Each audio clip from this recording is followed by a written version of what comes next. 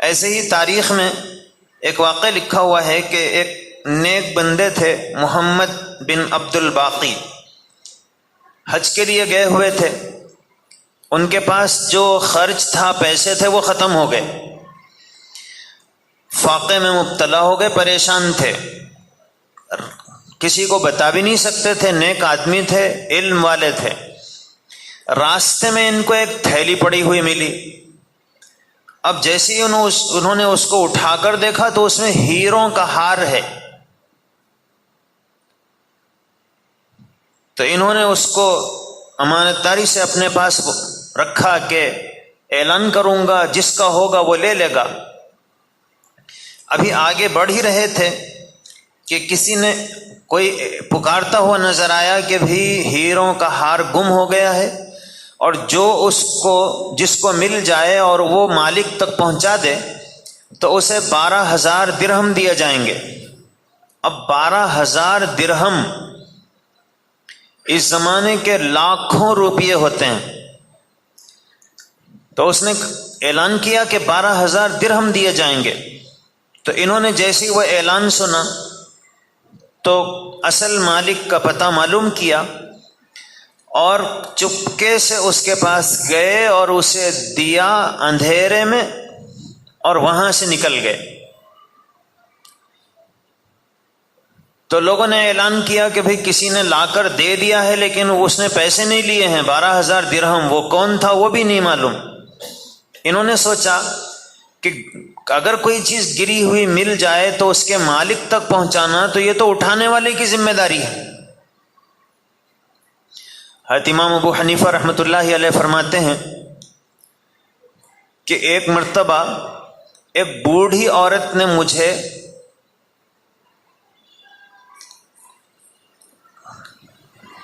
ایسا پھنسایا کہ میں حیران رہ گیا۔ ہوا کیا، ایک بوڑھی عورت نے مجھے اشارہ کیا تو میں قریب گیا کہ پتہ نہیں اس بوڑھی کو کیا ضرورت ہے۔ پھر اس نے اس نیچے پڑے ہوئے تھیلی اور سامان کی طرف اشارہ کیا تو میں سمجھا کہ اس کو بات کرنا نہیں آتا ہے، گونگی ہے اس لیے اشارے سے بات کر رہی ہے، شاید یہ گٹھری، یہ سامان اسے اٹھ نہیں رہا ہے، یہ اٹھوانا چاہتی ہے۔ تو میں نے اسے اٹھایا، جیسے ہی اٹھایا تو اس بڑھیا نے کہا کہ پتہ نہیں یہ کس کی ہے، اس کے مالک تک پہنچا دو۔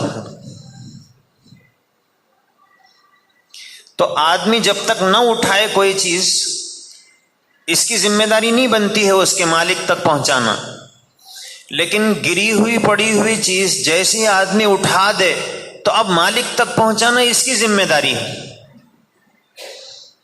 تو حضرت امام ابو حنیفہ فرماتے ہیں کہ میرے تو خیال میں بھی نہیں تھا کہ یہ اٹھا کے مجھے مالک تک پہنچانے کی ذمہ داری اور بوجھ کو سنبھالنا ہے۔ اس بوڑھی نے مجھے میرے سر پہ یہ ذمہ داری ڈال دی، اس نے خود نہیں اٹھایا۔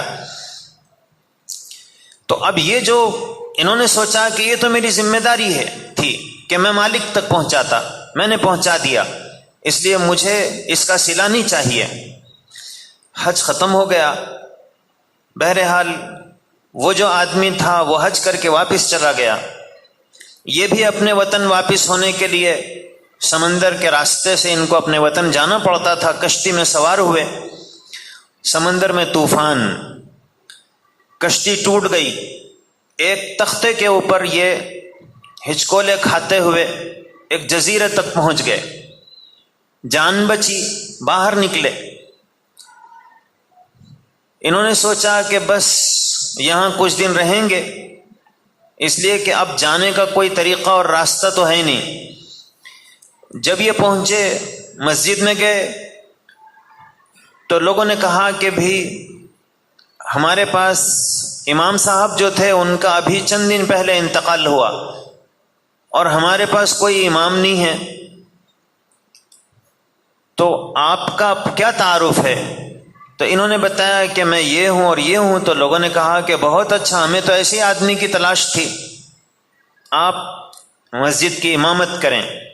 تو انہوں نے بھی سوچا کہ یہاں تو رہنا ہے، اب تو کھانے کا بھی انتظام نہیں ہے، رہنے کا بھی انتظام نہیں ہے، تو انہوں نے مسجد میں امامت شروع کر دی۔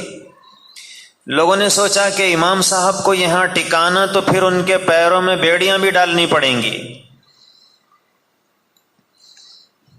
ہیں بہت اچھا نیک آدمی، بڑے اچھے آدمی ہیں، لیکن ظاہر ہے کہ اپنے وطن چلے جائیں گے تو پھر ایسے آدمی ہمیں نہیں ملیں گے۔ تو انہوں نے سوچا کہ ان کی یہیں شادی کر دینی چاہیے، تو ان کو پیشکش کی کہ آپ یہاں شادی کر لیں۔ تو انہوں نے کہا کہ ٹھیک ہے، اگر لڑکی نیک ہوگی تو میں اس کے لیے تیار ہوں۔ تو انہوں نے کہا کہ ہمارے امام صاحب کی جو بیٹی ہیں وہی ہیں، آپ ان سے نکاح کر لیں۔ انہوں نے دیکھا اور پسند کیا اور شادی ہو گئی۔ جب پہلی رات میں یہ اپنی بیوی کے پاس گئے تو اس بچی کے گلے میں وہی ہیروں کا ہار ہے جو ان کو حج میں ملا تھا۔ اب یہ دیکھ کے حیران کہ یہ ہار اس بچی کے گلے میں کیسا آیا۔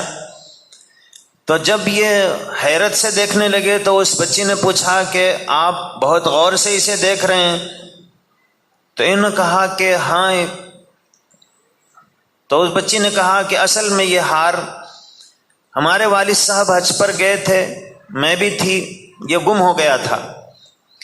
ایک آدمی کو ملا اور اس نے والد تک پہنچایا اور 12,000 درہم اس نے انعام بھی نہیں لیا، چلا گیا۔ والد صاحب ہمیشہ دعا کرتے تھے کہ اللہ تعالیٰ میری بیٹی کا نکاح اس سے کرا دیں، اتنا ایماندار آدمی، لیکن پتہ نہیں وہ آدمی کہاں رہتا ہے۔ انہوں نے کہا کہ وہ آدمی تو میں ہی ہوں، اللہ نے تمہارے والد کی دعا قبول کی، اور دعا قبول کرنے کے لیے اللہ نے کشتی کو طوفان برپا کیا، کشتی کے ٹکڑے کیے، ایک تختے پر مجھے یہاں پہنچایا، اور پھر وہ ہار مجھے میرے حصے میں آیا۔ چنانچہ چند سالوں کے بعد بیوی کا بھی انتقال ہو گیا، 2 بچے تھے ان کا بھی انتقال ہوا، اب اس ہار کے وارث یہ ہیں۔ تو اللہ تعالی جب انسان تقوی کی زندگی اختیار کرتا ہے تو یرزقہ من حیث لا یحتسب، ایسی جگہ سے اسے روزی پہنچاتے ہیں کہ اس کا گمان بھی نہیں ہوتا ہے۔